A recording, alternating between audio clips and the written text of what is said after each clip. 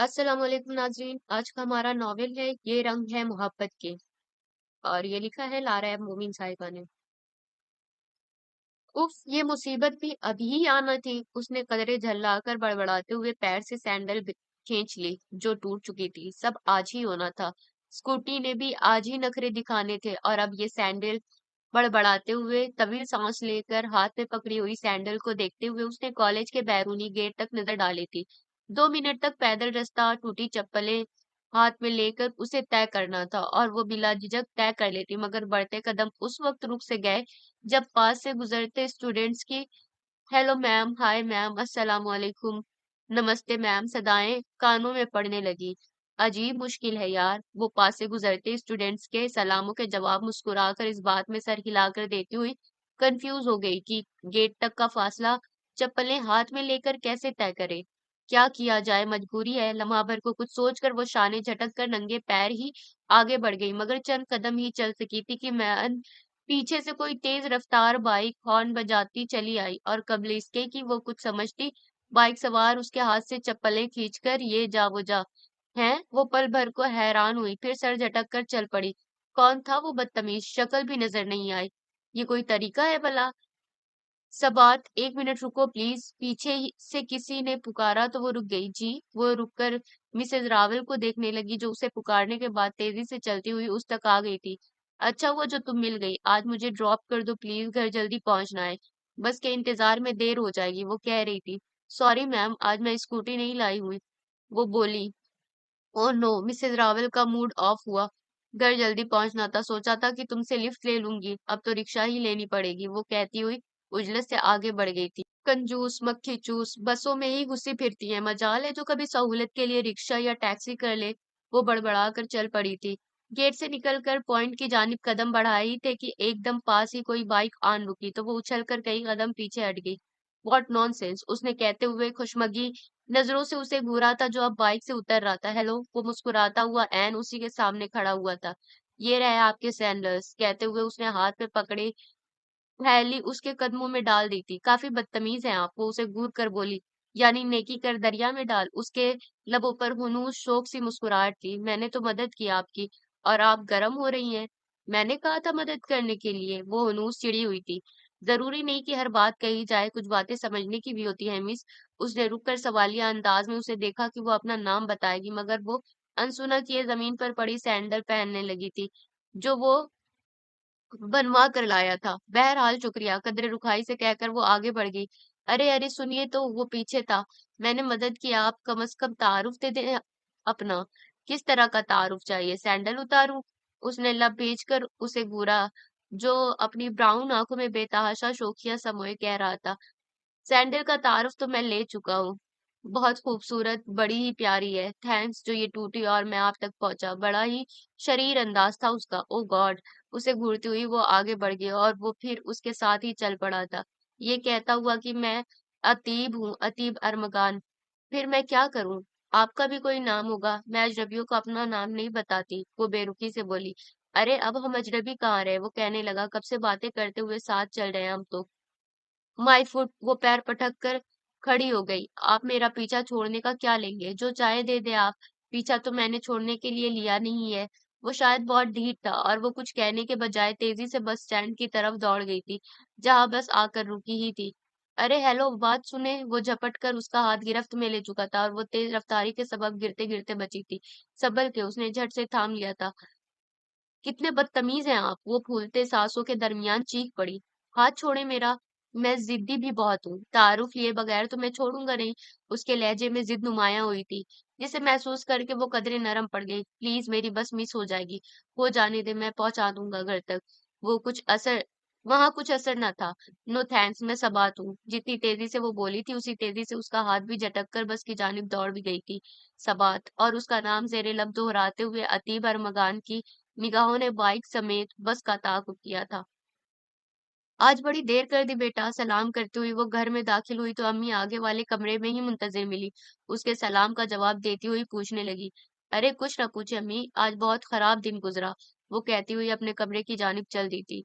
खुदा खैर करे, क्या हुआ? हस्बे आदत अम्मी घबरा गई। कुछ नहीं अम्मी, बस ख्वामख्वाह वक्त की बर्बादी हुई।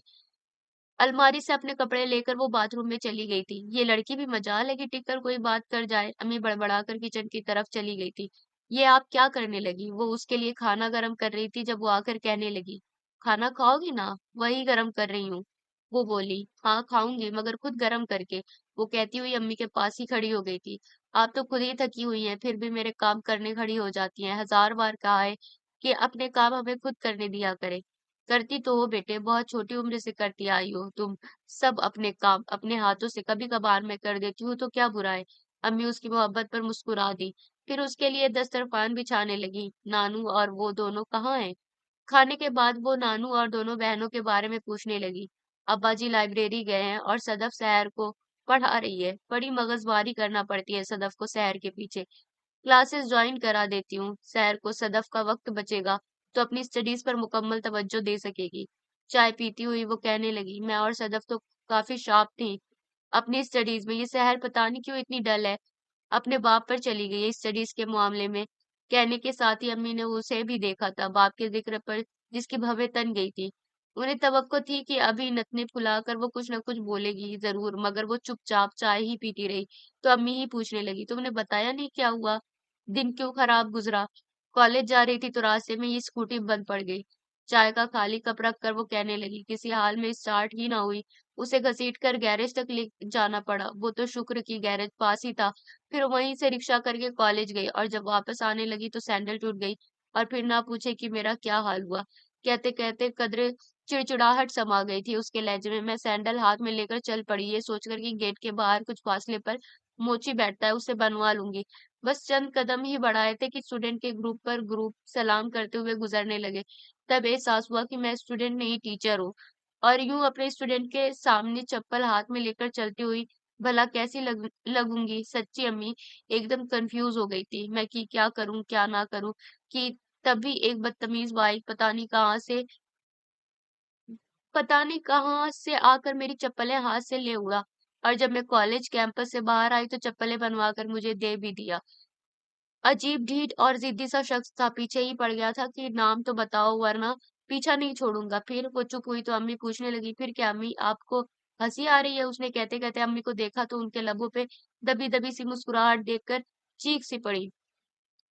लो, हंसने वाली बात पर हंसू नहीं तो क्या करूं? अम्मी अब वाकई हंस रही थी। हाँ हंस ले खूब। पसीने तो मेरे छूटे थे स्टूडेंट्स के सामने सुबकी के ख्याल से। खैर खैर, वो था कौन जो मददगार बनकर आया था? काहे का मददगार? जबरदस्ती का बार कहिए। वो चिढ़ गई। कसम से दोबारा नजर आया तो अच्छी खबर लूंगी मौसू की। कौन था? क्या कोई स्टूडेंट? अम्मी संजीदा हुई। पता नहीं, स्टूडेंट तो नहीं लगता था, नाम भी बताया था मगर मैं भूल गई झल्लाहट में। वो बेजारी से कहती हुई उठकर बहनों की तरफ चली गई तो अम्मी भी अपने दूसरे कामों में लग गई थी। मैडम जी, प्रिंसिपल सर ने बुलाया है। वो स्टाफ रूम में बैठी थी जब पियोन ने आकर कहा। तो वो अपना रजिस्टर और चंद किताबें समेटकर प्रिंसिपल के ऑफिस की जानिब हो रही थी। जी सर। प्रिंसिपल की इजाजत से उनके सामने वाली कुर्सी पर बैठते हुए वो इस्तफहामिया नजरों से उन्हें देख रही थी। मिस सबात, आपकी क्लास में एक नए स्टूडेंट का इजाफा हुआ है। आप उसका नाम दर्ज कर लें अपने रजिस्टर में, प्रिंसिपल ने कहते हुए एक पर्चा उसकी जानिब बढ़ाया था। क्लासेस शुरू हुई, 3 माह से ज्यादा अरसा बीत चुका। सर, नया एडमिशन इतना लेट क्यों? पर्चा लेते हुए वो कहने लगी, देना पड़ा एडमिशन, ऊपर से ऑर्डर आया है। प्रिंसिपल के लबों पर फीकी सी मुस्कुराहट थी और वो महज होठ सिकोड़ कर रह गई थी।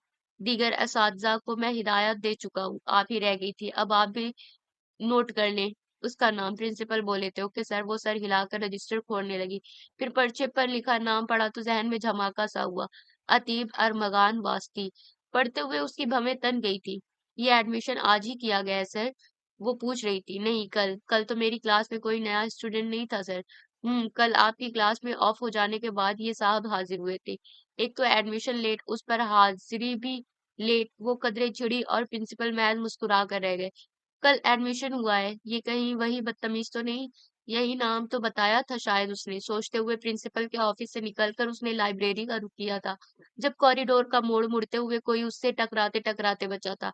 आई एम सॉरी, तेजी से माजरत की गई थी। इट्स ओके, वो भी उजलत से कहती आगे बढ़ते ठिठक सी गई कि वो कल वाला बंदा ही था जो उजलत से सॉरी कहने के बाद उसे गोया पहचान कर उसके साथ ही चल पड़ा था। हेलो सबात, कैसी हैं आप? वो पूछ रहा था। मैं नहीं समझती कि हमारी इतनी पुरानी जान पहचाने की एक दूसरे की खैरियत पूछी और बताई जाए। वो रूखे से लहजे में बोली थी। जान पहचान की क्या बात करती हैं आप? एक लम्हा काफी होता है और हम तो एक लम्हे से ज्यादा वक्त कल साथ बिता चुके हैं। वो शायद नहीं, यकीनन ढेर था जो उसकी रुखाई के बावजूद उसके साथ चल रहा था। कल हालात खराब थे, आज नहीं है। मतलब ये कि खराब हालात के बगैर आप किसी से बात ही नहीं करती?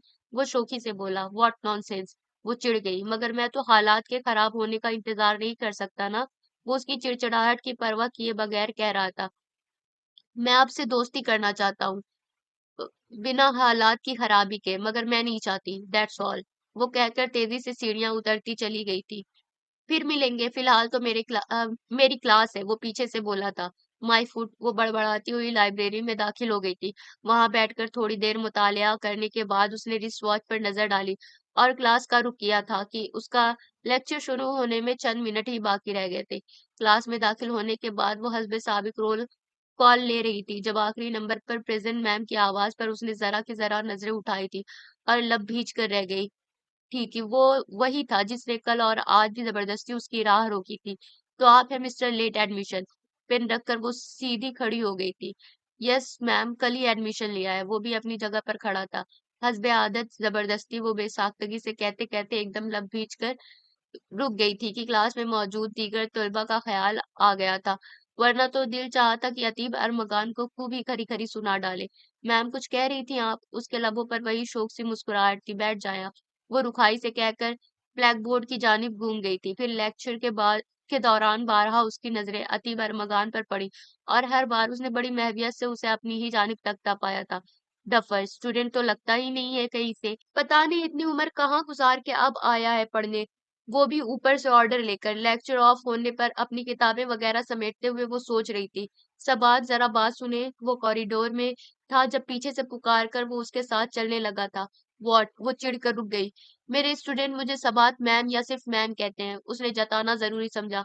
मैं भी कहूंगा सिर्फ क्लास में, बाहर तो आप मेरी दोस्त हैं, उस पर खाक असर ना हुआ। सॉरी, मैं स्टूडेंट से दोस्ती नहीं करती। तो मैंने कब कहा कि मैं स्टूडेंट हूँ? आपका क्लास में था, अब नहीं हूँ। आप ख्वामख्वाह फ्री होने की कोशिश कर रहे हैं मिस्टर। अतीब नाम है मेरा। उसे उसकी खफगी के परवाह नहीं थी। हाँ मिस्टर अतीब अरमगान, आपके लिए जरूरी है कि आप अपनी स्टडीज पर तवज्जो दें, मेरी दोस्ती पर नहीं। वैसे भी आप काफी लेट हो चुके हैं। वो एक खुशमगी नजर उस पर डालकर आगे बढ़ गई थी। स्टडीज के लिए ही तो दोस्ती करना चाहता हूँ। वो उसके साथ ही था। मेरी हेल्प करेंगी ना आप इस सिलसिले में? और अगर मैं ना करूँ तो? वो चलते चलते रुकी। तो मैं जबरदस्ती करूंगा? बड़े आराम से कहा गया था। ओहो, मैं तो भूल ही गई थी कि जनाब की पहुंच ऊपर तक है। वो तंजिया मुस्कुराई। बिल्कुल ना होती तो आपके पीछे लगता ही क्यों? वो धीरे से हंसा। ओके, मैं फिर आऊंगा हेल्प लेने। उम्मीद है जबरदस्ती नहीं करनी पड़ेगी मुझे। वो कहता हुआ वापस पलट गया था। बदतमीज आदमी! वो बड़बड़ाती हुई स्टाफ रूम में दाखिल हो गई थी। क्या कह रहा था वो? कुर्सी पर बैठ रही थी कि बाजू में बैठी उसकी कलीग मिसेस रावल पूछने लगी। कौन? वो भी ने, वो समझी नहीं। वही अतीब अरमगान जो अभी वापस गया है दरवाजे से। वो कहने लगी। हाँ, लेट एडमिशन है ना, तो कुछ हेल्प चाहिए उसे, वही कह रहा था। अपनी जहनी झल्लाहट पर काबू पाते हुए वो मुस्कुराई थी। हाँ, सारे टीचर से कह रहा है, नाइस बंदा है। मिसेस रावल के आखिरी जुमले पर उसे हंसी आ गई थी। आपको नहीं लगता मैडम कि वो काफी लेट हो चुका है? वो हंसी रोक कर बोली। इस उम्र में तो अमूमन लोग पढ़ लिख कर काम धंधे से लग चुके होते हैं, जबकि वो मौसूफ आए हैं बायोटेक करने। इल्म का क्या है, वो तो किसी भी उम्र में हासिल किया जा सकता है। मिसेस रावल की बात की वो कायल हाँ, दुरुस्त है। वो इस बात में सर हिलाकर कॉफी पीने लगी थी। क्या आप लोगों को पता है अतीब अरबगान एमबीए है? दफतन उसकी गुफ्तगू में आलम सर ने हिस्सा लिया था। है? उनकी बात पर जहां मिसेस रावल हैरान हुई, वहीं पानी पीती सबात को अच्छू लग गया था। आराम से पियो बेटे, आलम सर ने टोका था। सॉरी, धीरे से कहकर उसने उस टेबल पर हाथ रख दिया था। अब वो एमबीए है तो फिर यहाँ बायोटेक्नोलॉजी में क्या करने आया है? मिसेस रावल पूछ रही थी। बस सीखना चाहता है डिग्री के साथ, वो बताने लगे। वास्ती ग्रुप ऑफ कंपनीज का नाम सुना हो शायद आपने। उनके मालिकों में से एक है वो। सैकड़ों लोग रोजाना उसके अंडर में काम करते हैं। जब इतना बड़ा आदमी है तो फिर उसे डिग्री की क्या जरूरत? अपने वर्कर्स से तो वो यूं भी काम करवा सकता है। वास्ती ग्रुप से ताल्लुक रखता है तो बैक वक्त कई बायो टेक्नोलॉजिस्ट अफोर्ड कर सकता है। खुद मगज खपाने की क्या जरूरत है? मिसेस रावल अपनी राय दे रही थी। हाँ, कर सकता है, बल्कि किया होगा ही उसने, मगर खुद के पास भी इल्म होना जरूरी है, समझ कर आया है वो। पढ़ने, और ये पहचान है एक अच्छे और कामयाब बिज़नेसमैन की कि वो जिस फ़ील्ड में जिन लोगों से काम ले रहा है, खुद भी उस फ़ील्ड में माहिर हो। आलम सर कह रहे थे, मगर वो सुन नहीं रही थी कि उसका ज़हन तो बस वास्ती ग्रुप ऑफ कंपनीज़ पर अटक कर रह गया था। यानी मेरा शक सही है। इसका ताल्लुक उसी वास्ती खानदान से है जिससे मुझे चिढ़ है। वो सोच रही थी, वो मुझे पहचानता है या महज़ इत्तेफ़ाकन अटक रहा है, वो फ़ैसला ना कर सकी। अपनी स्टडीज़ के ताल्लुक से अतीब अरमगान उसे मदद का तालिब था, और वो ना चाहते हुए भी उसकी मदद कर रही थी कि वो उसे घेरता ही ऐसे वक़्त में था कि वो फ़रार की राहें ढूँढती ही रह जाती थी। ज़्यादातर वो उन्हीं औकात में उस तक आता था जबकि वो फ्री होती थी, या तो स्टाफ रूम में होती या लाइब्रेरी में। मुझे आपकी हेल्प चाहिए मिस सबात, वो उसे उमूमन मिस सबात ही कहकर मुखातिब करता था। लहजा तो बेहद मुहज़्ज़िब होता था, मगर उसकी ब्राउन आँखों में रक़्स शरारत उसे तपा देती थी। इब्तिदा से ही उसने खुश्क रवैया अपनाया था, मगर फिर भी जाने क्यों वो उसे अपने आस-पास ही नज़र आता था। वो लाख उससे कतराती, मगर वो क्लास के बाद भी किसी न किसी बहाने उसे घेर ही लेता था। एक बात बताएँगे मुझे मिस्टर अतीब? उस रोज़ भी वो क्लास के फ़ौरन बाद उसके साथ ही चल पड़ा था जब वो कदरे चिढ़ कर कहने लगी थी, "आप तो हज़ार बातें पूछे मुझसे।"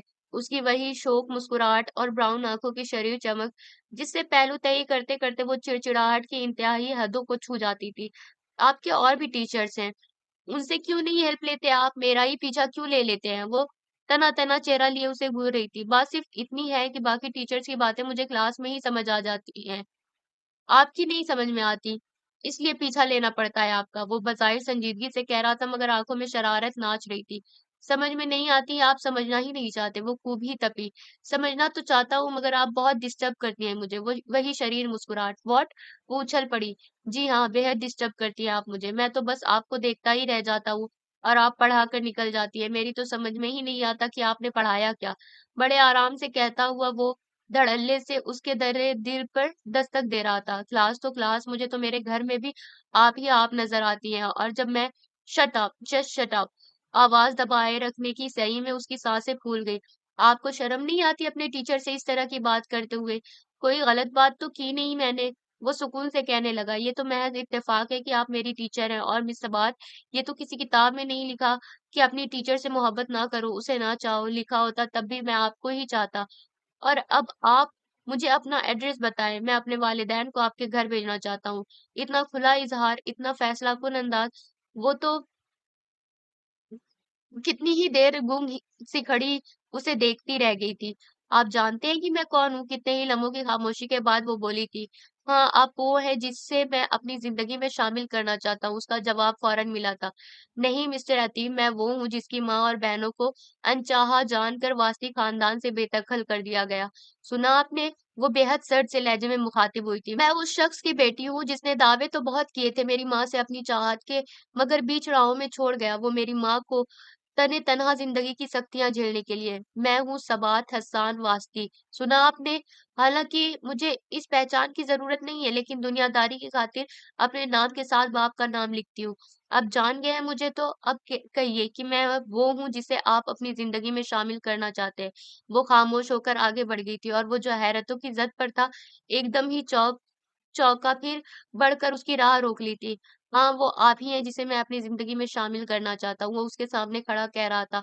तब सबात ने निगाहें उठाकर उसे देखा। उसके लबों पर वही शोख मुस्कुराहट थी, जो उसका ख़ासा थी, और ब्राउन आँखों की जगमगाहट। वो एकदम ही निगाहें फेर कर साइड से निकलने लगी कि मैन उसने हाथ बढ़ाकर राह रोक ली। "सबात, मुझे जवाब चाहिए। मैं कब भेजूँ अपने वालिदैन को आपके घर?" "कभी नहीं, मुझे आपसे कोई ताल्लुक नहीं रखना।" वो कहकर उसका बड़ा हुआ हाथ परे झटक कर बढ़ गई थी। "ताल्लुक तो तुम्हें रखना पड़ेगा।" वो सोचता, मुस्कुराता उसे निगाहों से ओझल होते देखता रहा था। अपनी जानिब उठती अतीब अरमज़ान की निगाहें तो वो बहुत पहले ही पहचान चुकी थी, फिर भी उसके इज़हार पर वो अपसेट हुई थी। "आज नहीं तो कल ये तो होना ही था। मैं जानती थी, फिर इतनी अपसेट क्यों हूँ मैं?" अपने बिस्तर पर आँखें मूंदे पड़ी, वो खुद से सवाल कर रही थी। मैं उसे शुरू से इग्नोर करने की कोशिश करती रही, फिर भी वो मेरी तरफ बढ़ता ही गया, करीब आता ही गया, इतना कि अब मुझे अपनी ज़िंदगी में शामिल करना चाहता है। क्या वो कर सकेगा ऐसा? क्या उसके ख़ानदानी रिवाज उसके पैरों की ज़ंजीर नहीं बनेंगे, जैसे मेरे बाप ने मेरी माँ को बीच राह में छोड़ दिया? वो मुझे नहीं छोड़ेगा। कि ताल्लुक तो उसका भी उसी खानदान से है। सोचों में गुम वो सोने की सही लाहासिल में मसरूफ़ थी। "हसन, मैं और मेरी बच्चियाँ कैसे रहेंगी आपके बगैर? वो अतीब के बारे में सोच रही थी मगर जाने कैसे ज़हन की स्क्रीन पर रोती बिलखती अम्मी चली आईं।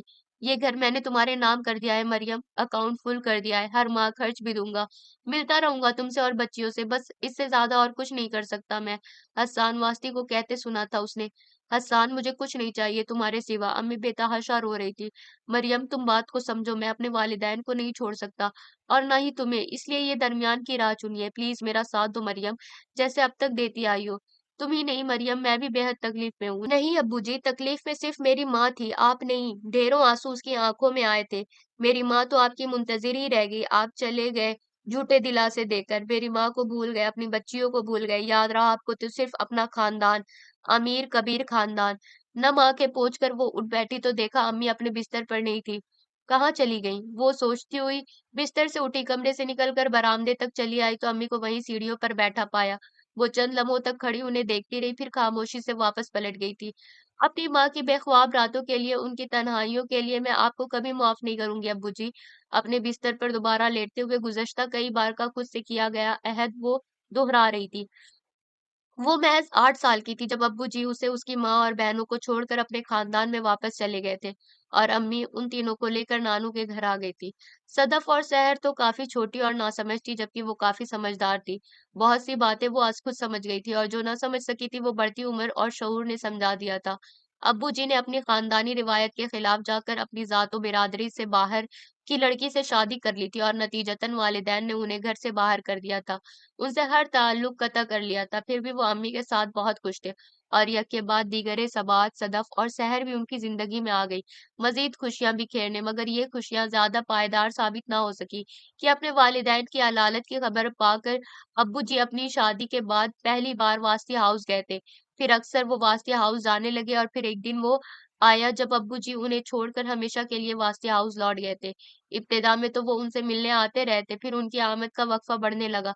तब मरियम ने एक दिन खुद उन्हें मना कर दिया, ये कहकर कि हसन, जब आप रिश्तों में तवाज़ुन नहीं रख सकते तो आपको यहाँ आने की कोई ज़रूरत नहीं है। आप अपने वालिदैन के साथ खुश रहें और मैं अपने वालिद और बच्चियों के साथ खुश रह लूँगी। ऐसा क्यों कह रही हो मरियम? मैं कोशिश तो कर रहा हूँ ना, तुम्हारे और बच्चियों के साथ वक़्त बिताने की। आपकी ये कोशिश गलत असर डाल रही है बच्चियों के ज़हन पर। अम्मी कहने लगी, सदफ और सहर तो खैर छोटी है मगर बहुत समझदार है, उसके रवैये महसूस करती हूँ मैं। वो बिल्कुल भी पसंद नहीं करती कि आप ज़रा देर के लिए हमसे मिलने आएँ।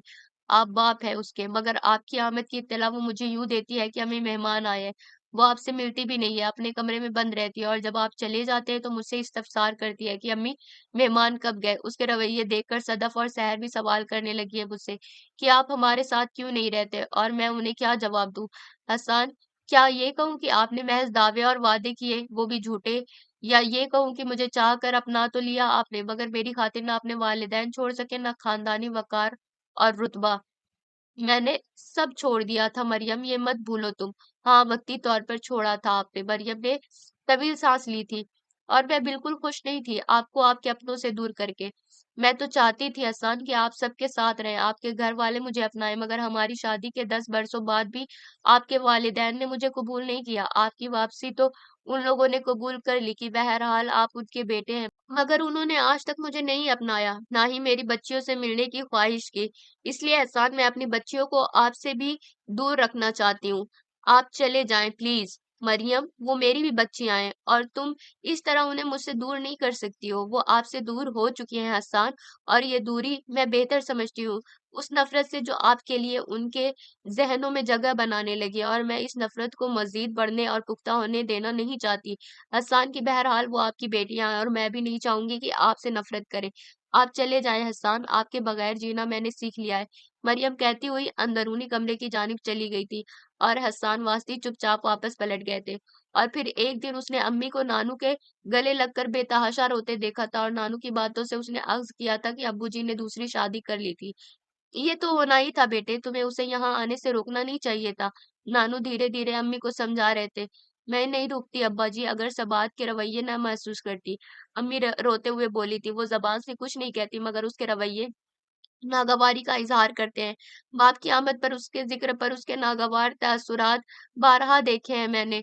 मैं भी समझता हूँ बेटे, खैर तुम खुद को संभालो कि बच्चियों को जरूरत है तुम्हारी। तुम इस तरह हौसला छोड़ बैठोगी तो फिर उन्हें कौन हौसला देगा बेटे। नानू धीरे धीरे उनका सर सहलाते हुए कह रहे थे और अम्मी अपनी सिसकियों पर काबू पाने की सही कर रही थी और वो खुद से ऐहद कर रही थी, अब्बू जी, अम्मी के इन आंसुओं के लिए मैं कभी आपको माफ नहीं करूंगी। फिर बहुत सारे दिन बल्कि साल गुजर गए थे। अम्मी ने जॉब कर ली थी और मोहब्बत तो तवज्जो से नानू के साथ उन तीनों की परवरिश में मगन हो गई थी। फिर भी सबात ने बारहा उन्हें रातों को बेचैनी से टहलते देखा था, छुप छुप कर रोते देखा था और हर बार उसने अब्बू जी को माफ ना करने का अहद किया था। हेलो सबात, स्कूटी पार्क करके वो जो ही मुड़ी, वो सामने से आ गया, हमेशा की तरह मुस्कुराता हुआ। और तब वो महज एक घूरती हुई नजर उस पर डालकर आगे बढ़ गई। तुम नहीं सुधरोगी, ये तय है, वो कहता हुआ साथ चल पड़ा। कल से इतना खुश हूं मैं सच्ची, जब से ये जाना है कि तुम मेरी कजन हो। तो पता है मैंने, एक्सक्यूज मी, वो एकदम टोक गई। आप यहाँ से जा सकते हैं, मुझे आपसे कोई बात नहीं करनी।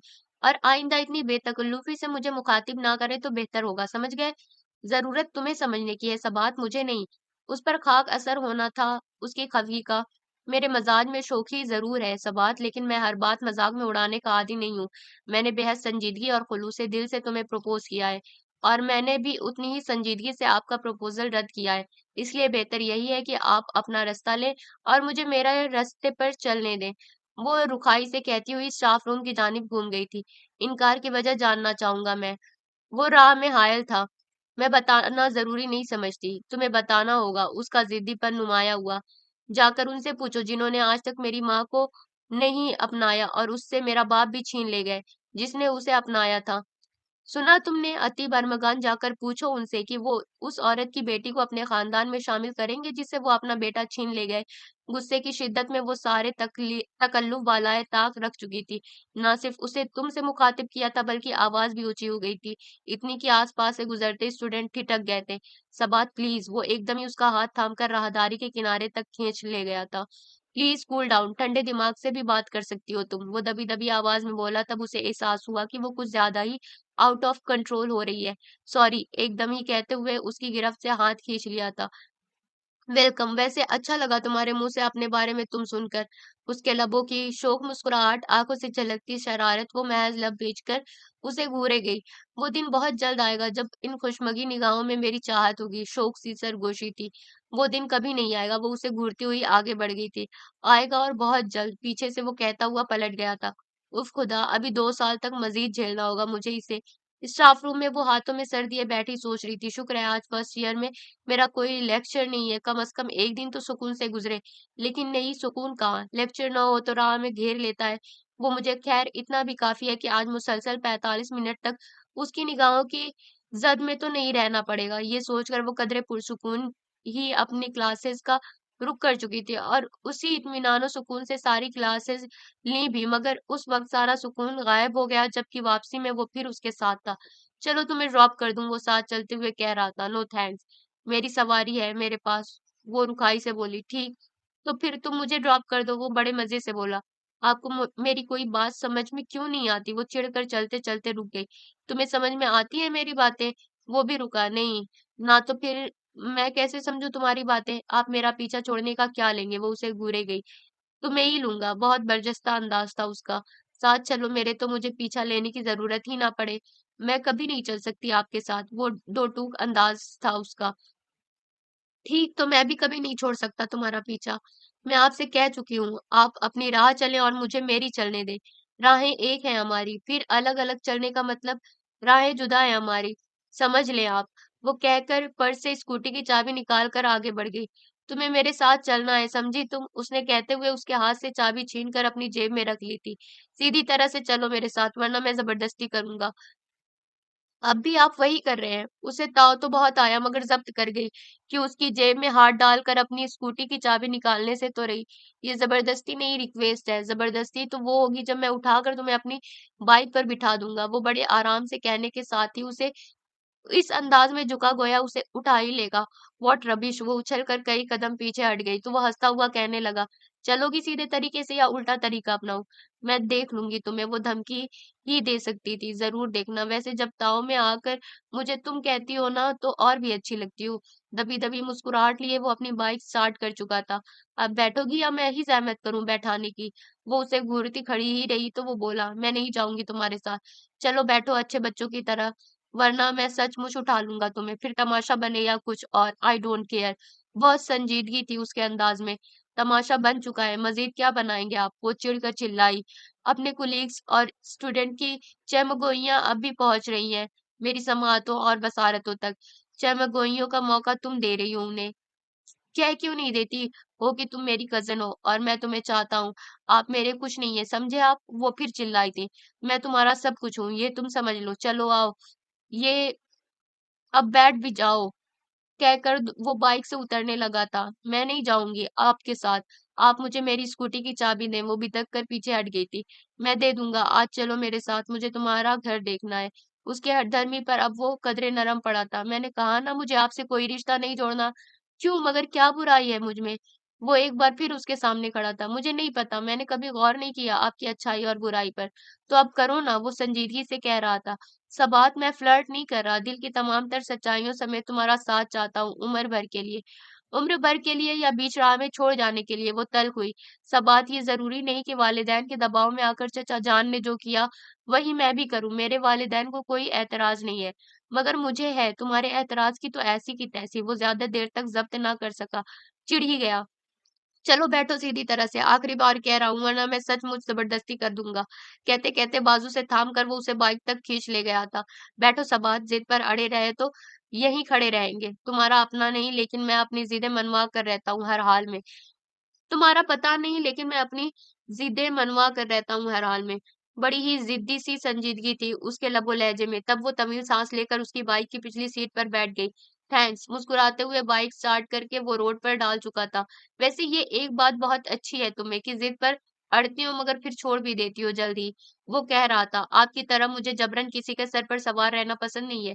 वो उसकी पुश्त को घूर कर बोली थी। मुझे भी नहीं पसंद, हाँ, बस तुम्हारे लिए दीवाना हुआ हूँ, बड़ी शौकी से जवाब मिला था। चेक हो, वो लब भेजकर खामोश हो रही। रास्ता तो बताओ यार अपने घर का। काफी देर खामोश रहने के बाद वो बोला था। चाहत के दावेदार होना तो रास्ता भी खुद ही ढूंढ लो। वो हनूस चिड़चिड़ी हो रही थी। ओहो, इम्तिहान ले रही हो? वो बेसाख्तगी से हंसकर कहने लगा। वैसे तुम्हारी इत्तला के लिए बता दूं कि मैं आज तक किसी भी इम्तिहान में नाकाम नहीं हुआ। आज हो जाओगे? नामुमकिन। वो फिर हंसा था और वो महज उसकी पुश्त को घूर कर रह गई थी। और उस वक्त चौक सी गई जब वो जाने पहचाने रास्तों पर बाइक दौड़ाने लगा। जब पहली बार तुम्हें देखा था तभी फैसला कर लिया था कि तुम्हें अपनी जिंदगी में शामिल करना है। उसके घर के बंद दरवाजे के ऐन सामने वो बाइक रोक कर कहने लगा। इसलिए पहले रोज ही तुम्हारा पीछा किया था तुम्हारे घर तक। घर तो तुम्हारा मुझे मालूम ही था, तुम्हें ड्रॉप करके तुम्हारे घर तक पहुंचना तो महज बहाना था। असल में तो मैं कुछ वक्त गुजारना चाहता था तुम्हारे साथ। चाबी दे मेरी स्कूटी की। वो बेतासुर चेहरा लिए बाइक से उतर गई थी।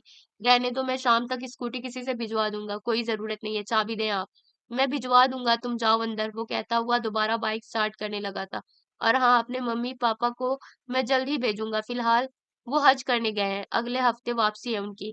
मैं उनके सामने भी इनकार ही करूंगी, करके देखना, जबरदस्ती उठाकर ले जाऊंगा तुम्हें। वो हंसता हुआ बाइक उड़ा ले गया था।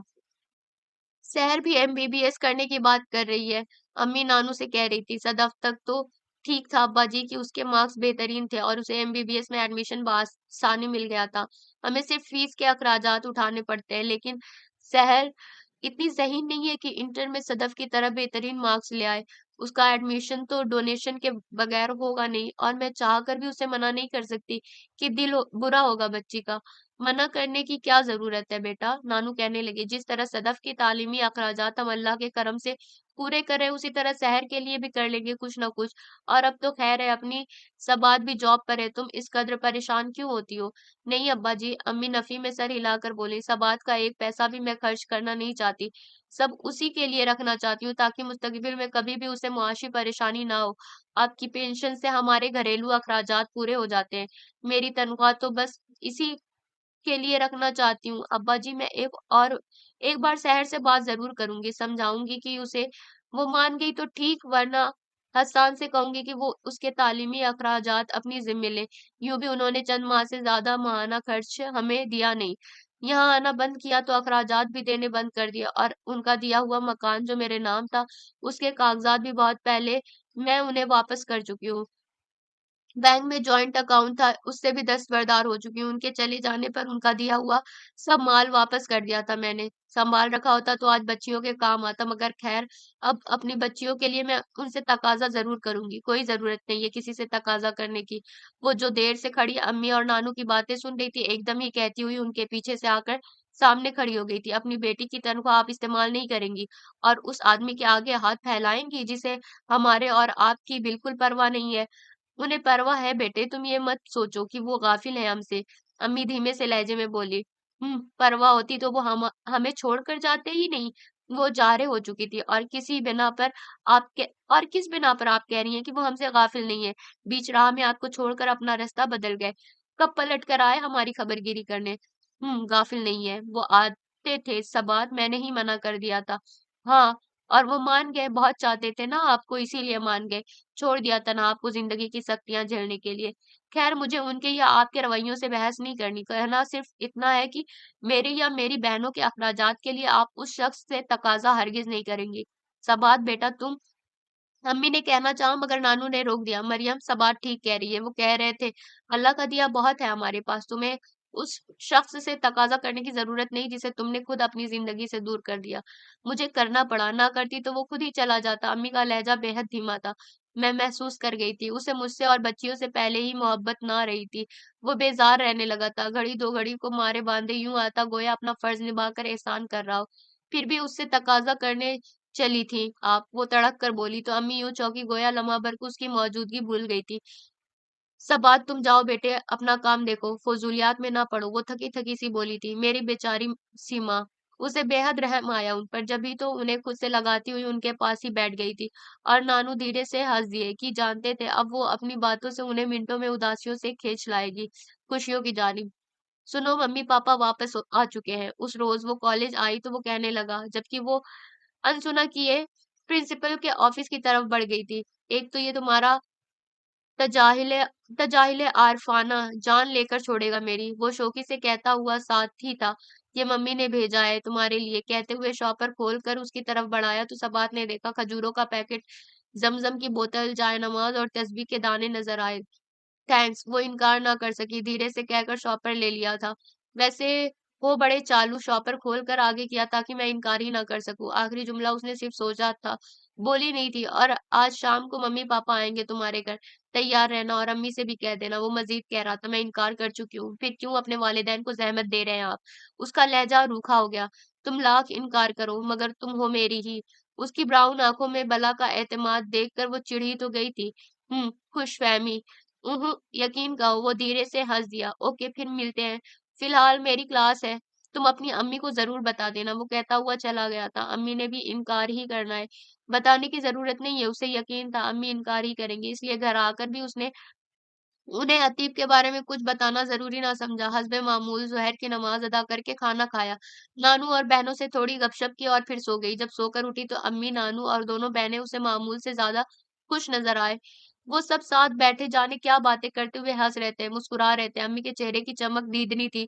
नानू भी जोर जोर से इस बात में सर हिलाते हुए सदफ सहर की जाने किस बात की तायद कर रहे थे। क्या कमाल हुआ भाई, जो आज सब इतना चहक रहे हैं। वो हैरान थी कि हर रोज इस वक्त तो घर में सन्नाटे बोलते थे। नानू लाइब्रेरी में होते थे, सदफ और सहर अपनी किताबों में सर दिए होती, तो अम्मी भी किचन में मसरूफ होती, तो कभी स्कूल के बच्चों की कॉपियां चेक कर रही होती और वो खुद भी अपने अगले दिन के लेक्चर्स की तैयारियों में लगी रहती। गर्ज ये कि सभी मसरूफ होते थे मगर आज सब फारिग थे। न सिर्फ फारिग बल्कि बेहद चहक चहक कर बातें भी कर रहे थे। आओ आओ सबात बेटे, बैठो हमारे पास। वो करीब आई तो नानू ने हाथ थाम कर पास बिठा लिया था। क्या बात है भाई, सब फुर्सत से बैठे गप्पे लगा रहे हैं, कुछ काम वाम नहीं है क्या। वो मुस्कुरा कर पूछने लगी। काम के लिए तो उम्र पड़ी है बाजी, आज तो बस हमें खुश हो लेने दे और ढेर सारी बातें कर लेने दे। सदफ चहकी। बाजी पता है, आज हमारे घर ताया और ताई जान आए थे। शहर की बात पर उसकी भवें सिकुड़ी।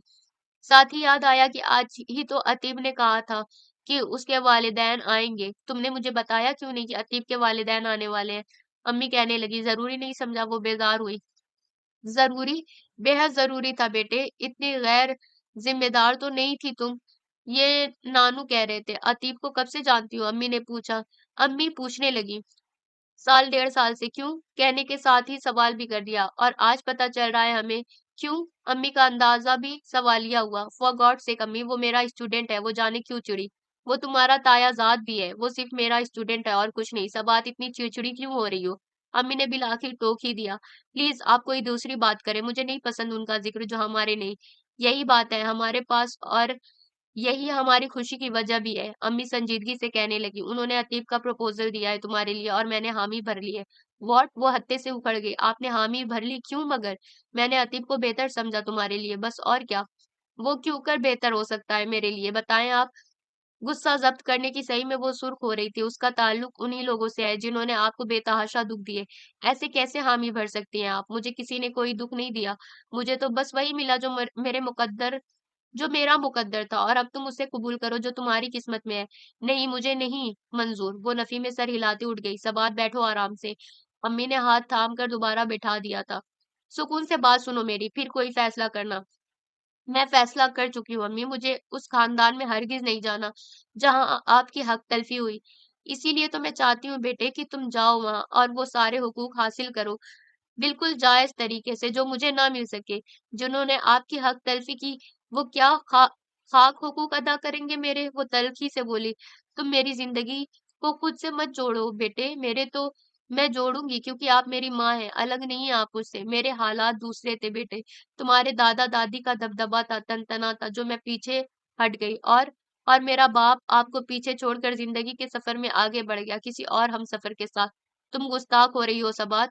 अम्मी का पारा चढ़ने लगा था। मरियम तुम शांत रहो बेटे।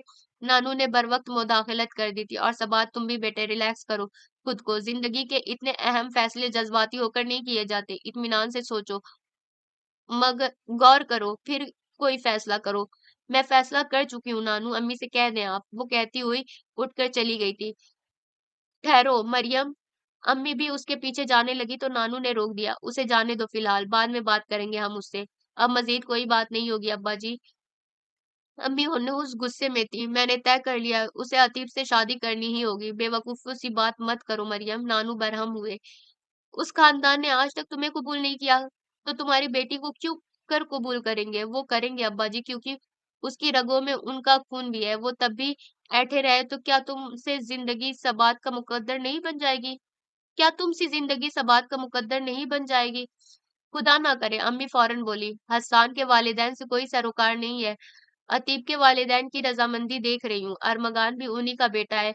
हस्सान की तरह उनके दबाव में आ सकता है। ऐसा नहीं होगा अब्बू जी, ये जरूरी नहीं मेरी बेटी के साथ भी वही हो जो मेरे साथ हुआ है। जाने क्यों अम्मी को इस कदर यकीन था। नानू तो बस उन्हें देखते हुए खामोश ही रह गए थे। अम्मी और उसके दरमियान सर्द जंग का आगाज हो चुका था। दोनों ही अपने अपने फैसलों पर डटी हुई थी और बराह रास्त एक दूसरे से बात भी नहीं कर रही थी। चिड़चिड़ी तो वो पहले भी थी, अब और सिवा हो गई थी। और उस वक्त तो चिड़चिड़ाहट इंतहाई हदों को छूने लगती थी। जबकि एक दिन छुट्टी के बाद वो कॉलेज आई थी और मिसेस रावल उससे कहने लगी थी, भाई सबात, तुम तो बड़ी छुपी रुस्तम निकली जी। वो हैरानी से उन्हें देखने लगी तो मुस्कुराती हुई बोली, वो अतीब अरमगान तुम्हारा कजिन कम फियांसे है, और तुमने हमें भनक तक नहीं लगने दी। आपसे किसने कह दिया? ऐसा कुछ नहीं है, वो साफ इनकारी थी। लो कहेगा कौन? अभी तुम्हारे आने से कबल अतीब सारे स्टाफ के लिए मिठाई देकर गया है और तुम यूं बन रही हो जैसे कुछ हुआ ही नहीं। मिसेस रावल हंस रही थी। दीगर कुलीग भी मुस्कुराकर मुबारकबाद दे रहे थे और वो अंदर ही अंदर ताव खाती हुई जबरन मुस्कुराहट लबों पे सजाए उन सबको सुन रही थी। आज राह नहीं रोकी तो इस तरह जिच कर गए मुझे। तुम्हें तो मैं देख लूंगी मिस्टर अतीब अरमगान वास्ती। वो खौलते जहन को काबू में करने की सही में मसरूफ सोच रही थी। गुस्से पर तो उसने काबू पा लिया, मगर उस वक्त फिर से तैश में आ गई जबकि क्लासरूम में दाखिल हुई थी और स्टूडेंट उसे मुबारकबाद देने लगे थे, और वो स्टूडेंट्स की बातें सुनती हुई उसे घूरे गई, जो बड़े आराम से अपनी डेस्क पर बैठा हथेलियों पर चेहरा लगा टिकाए, लबों पर शोक मुस्कुराहट और आंखों में शरारत लिए उसे ही देख रहा था। ओके ओके, अब कुछ पढ़ाई की बात हो जाए। खौलते जहन पर काबू पाकर किस मुश्किल से वो लबों तक मुस्कुराहट लाई थी, ये वही जानती थी। आज हम पढ़ने के मूड में बिल्कुल भी नहीं मिस। आज तो बस आप हमसे बातें करें, एक स्टूडेंट ने कहा था और बकिया सब ने यस यस कहकर तायीद की थी। मैं फजूलियात में पढ़कर अपना वक्त बर्बाद नहीं करती। आप सब बैठ जाएं अपनी अपनी जगहों पर। नो मैम, आज हम आपकी नहीं सुनेंगे। कोई भी राजी ना था। ओके एज यू विश, वो कहती हुई क्लास में रुकी नहीं थी और फिर सारा वक्त उसका ताव खाते जहन को काबू करते गुजरा था कि आज जैसे किसी को कुछ काम ही नहीं था उसे मुबारकबाद देने के सिवा। देखा तुमने, सब कितने खुश हैं हमें एक दूसरे से मंसूब जानकर। उसने वापसी की राह ली थी जब वो उसके पास आया था। तुम खुद को समझते क्या हो, हाँ? वो छूटते ही उस पर चढ़ दौड़ी। मेरे इनकार के बावजूद तुमने सारे में क्यों फैलाई ये अफवाह? नॉनसेंस, ये अफवाह नहीं सच्चाई है, वो उसके तैश की परवाह किए बगैर बोला। मैं नहीं मानती, तुम्हें मानना पड़ेगा। नहीं मानूंगी, क्या कर लोगे? जैसे मंगनी की है वैसे ही शादी भी कर लूंगा, वो मुस्कुराया था। व्हाट? वो और भी चिढ़ गई। मंगनी कब हुई हमारी? तुम बहरे हो क्या? मैं चीख चीख कर इनकार करी और तुम होगी अपनी ही। लेकिन चची जान ने इनकार नहीं किया, वो खुश है तुम्हारे और मेरे रिश्ते को लेकर। वो बात काट कर बोला, मगर मैं खुश नहीं हूँ और तुम खुश रहोगी भी नहीं उस वक्त तक जब तक कि फजूल की जिद नहीं छोड़ोगी। जिदे तुम करते हो, तुम समझे? जिद नहीं, मोहब्बत करता हूँ मैं तुमसे। सबात कब समझोगी तुम? अतीब ने कहते हुए बाजू से थाम कर उसे अपनी जानिब खींच लिया था। जो गुस्सा, जिद, चिड़चिड़ाहट और झल्लाहट में घिरी आपे से बाहर हो रही थी। इतना बुरा भी नहीं हूं मैं कि तुम मुझे गुस्सा और झल्लाहट के अलावा कुछ और दे ही ना सको। तुम्हारी चाह में तो मैं कहाँ से कहाँ निकल गया सबात, और तुम हो कि फजूल सी जिदें पाल कर बैठी हो। इधर देखो ना मेरी तरफ। क्या इतना ही बुरा हूं मैं कि तुम सदा मेरे जज्बों को नकारती रहो, मुझसे दूर भागती रहो? धीमे से लहजे में कहता हुआ वो उसका पसीने से तर चेहरा अपने हाथ से साफ कर रहा था और वो बस चुपचाप सी उसे देखे गई। तुम्हारे और चची जान के साथ जो भी हुआ उसके जिम्मेदार मेरे खानदान के कई अफराद जरूर है सबात, मगर मैं तो नहीं हूं ना। और ना ही मेरे वालिदैन है। यकीन जानो, बड़ी चाह और खुलूस से वो तुम्हें मेरी जिंदगी में शामिल कर रहे हैं और मैं तो जाने कब से तुम्हारे इकरार का मुंतजिर हूँ। एक बार सबात, सिर्फ एक बार अपने दिल से पूछो। अगर वो अब भी ना करता है तो यकीन जानो मैं आज के बाद फिर कभी तुम्हें डिस्टर्ब नहीं करूंगा। कभी नहीं कहूंगा कि मेरी चाहत को कबूल करो। वो हरदम शोख शरीर रहने वाला खूबरू सा शख्स आज बेहद संजीदगी से मुखातिब था। कहो ना सबात कि मेरे जज्बे यक तरफा हैं, तुम इनमें शामिल नहीं हो। नहीं, वो एकदम ही निगाहें झुका गई। लाख इनकारों फरार के बावजूद वो उसके दिल में घर कर चुका था। मगर मैं उस शख्स को भी माफ नहीं करूंगी जिसने मेरी माँ को बेतहाशा दुख दिए। कहते कहते वो शिद्दतों से रोई थी। पागल लड़की, आहिस्तगी से उसे समेटते हुए अतीब अरमगान की रोशन रोशन आंखें मजीद रोशनियां बिखेरने लगी थी। और अगर तुमने मेरे साथ मेरे बाप जैसा सलूक किया तो याद रखना, अपनी माँ की तरह मैं तुम्हें वापसी का रास्ता नहीं दिखाऊंगी, सीधा ऊपर ही पहुंचा दूंगी, समझे तुम? बरसते नैनो मगर मुस्कुराते लबों से वो धमका रही थी। थैंक्स इतनी धमकी भरी चाहतों के लिए। वो बेसाख्तगी से हंस रहा था। वैसे एक शिकवा है मुझे तुमसे, हंसी रोक कर कहने लगा। क्या? वो उसे देखने लगी। मम्मी पापा जब तुमसे मिलने गए तो तुम उनके सामने नहीं आई। मैं सो रही थी और अम्मी ने मुझे जगाया भी नहीं। मुझे पता ही ना चला कि वो कब आकर चले भी गए। वो धीरे से बोली, दाद देनी पड़ेगी चची जान की दूरंदेशी की। अगर वो तुम्हें जगाती तो तुम मम्मी पापा के सामने भी बकवास करती। वो फिर शरीर हुआ। अब ऐसी भी नहीं हूं मैं, फिर कैसी हो? क्यों 1.5 साल से मेरे पीछे लगे हो, जान नहीं सके? वो बेसाख्तगी से मुस्कुराया था। वैसे मम्मी कह रही थी सोते में भी तुम बहुत हसीन लगती हो, और मैंने शुक्र किया कि उन्होंने तुम्हें सोते हुए देखा। जागते हुए देखती तो मुझसे कहती बड़ी गुस्सैली है सबात, अब मैं तुम्हें मार दूंगी। वो बेतहाशा हंस रहा था और वो खिसियानी से होकर उसके बाजू पर घूंसे मारती चली गई। अतीब अरमगान के जज्बों के आगे वो सर तस्लीम खुम कर चुकी थी, और ये बात उसने अभी तक अम्मी को नहीं बताई थी। इसलिए तो अम्मी हनूज उससे खफा थी और उससे बराह रास्त मुखातिब भी नहीं कर रही थी। उस रोज भी वो कॉलेज जाने की तैयारियों में थी जब अम्मी नानू से कहने लगी, अब्बा जी ये लिस्ट दे सबात को और कहिए कि कॉलेज से वापसी पर ये सब सामान लेती आए। अम्मी नानू को लिस्ट थमा रही थी और वो जेर लब मुस्कुराती हुई उन्हें देख रही थी। नानू के लबों पर भी मुस्कुराहट रेंगी थी। नानू, इनसे पूछिए नाम नेहाद रिश्तों की खातिर ये कब तक अपनी सगी बेटी से नाराज रहेंगी? अब्बा जी इससे कहिए मुझे इससे कोई बहस नहीं करनी, होगा वही जो मैं चाहती हूँ। अम्मी खफगी से कह रही थी, इसे कह दे सारा सामान लेती आए। आज रात के खाने पर मैंने अतीब और उसके वालिदैन को मदऊ किया है। अम्मी आप इतनी खुश कैसे हो सकती है मुझे उस खानदान में भेजकर जहाँ आपकी हक तलफी हुई? वो कहती हुई एकदम उनके गले लग गई। परे हटो तुम। उन्होंने नाराजगी से परे धकेला। मैं नहीं हटूंगी जब तक आप अपनी जिद नहीं छोड़ेंगी। जिद तुमने पकड़ी है, मैंने नहीं। मतलब ये कि आप चाहती हैं कि मेरे साथ भी वही हो जो आपके साथ हुआ। अल्लाह ना करे कुछ भी बक देती हो बिला सोचे समझे। अम्मी ने फौरन टोका। अम्मी आपको इतना यकीन क्यों है मेरी खुशियों का? इसलिए कि अतीब ने यकीन दिलाया है। अतीब से कब मिली आप? वो ठिठकी। काफी अरसा हुआ, वो कहने लगी। वो अक्सर मिलने आता था मुझसे मेरे स्कूल में।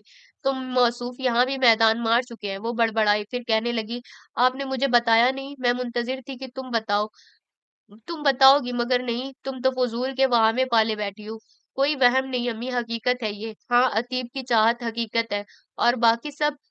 फिर मेरे बाप की चाहत क्या थी? तुम्हारे बाप की चाहत? उसे देखते हुए अम्मी ने तवील सांस ली। जब तक उसकी चाहत हकीकत थी वो मेरे साथ रहा, पलट कर वास्ती हाउस नहीं गया, और जब उसकी चाहत बेजारी में बदलने लगी, महज फराइज की अदायगी हुदूद में सिमटने लगी, तब मैंने उससे किनारा कशी इख्तियार कर ली। मैं तुम्हें कैसे समझाऊं बेटे कि वो अपनी बिरादरी की किसी औरत में इंटरेस्टेड हो चुके थे, मुझसे और तुम सबसे दूर होने लगे थे। बस फिर मैं बर्दाश्त ना कर सकी और उन्हें खुद से अपने हक की खातिर लड़ने के बजाय आप पीछे हट गई। उसने बात काट दी। हाँ, मैं पीछे हट गई क्योंकि मेरे दिल ने गवारा नहीं किया कि मैं उस शख्स के दिल में अपनी बच्चियों की जगह दूं, अपनी बच्चियों की जगह दोबारा बनाने की कोशिश करूं, जिससे जो मेरी वफाओं से बेजार हो चुका था। वो बेजार हुआ तो आपने उसे अपनी जिंदगी से अलग कर दिया और उसने अपनी नई जिंदगी दुनिया बसा ली। आपको क्या मिला? आप तो तन्हा रही ना अम्मी। आपने क्यों नहीं अपनी दुनिया बसाई उनसे तलाक लेकर? बेटे, वो बेजार था, मैं तो नहीं थी ना। मुझे आज भी मोहब्बत है उससे। अजीब है, आप भी वो फकत इसी कद्र कह सकी। ये दिलों के नाते अजीब ही होते हैं बेटे, जब खुद जोड़ोगी तो जानोगी।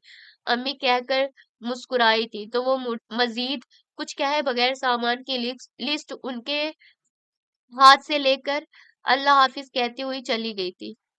आप मेरी अम्मी से कब मिले? वो उससे पूछ रही थी, जो क्लासेस ऑफ हो जाने के बाद उसके साथ ही चल रहा था। जब तुमसे शादी का फैसला कर लिया तब। जेरे लब मुस्कुराया था। कब किया था फैसला? बताया था ना कि तुम्हें देखने के चंद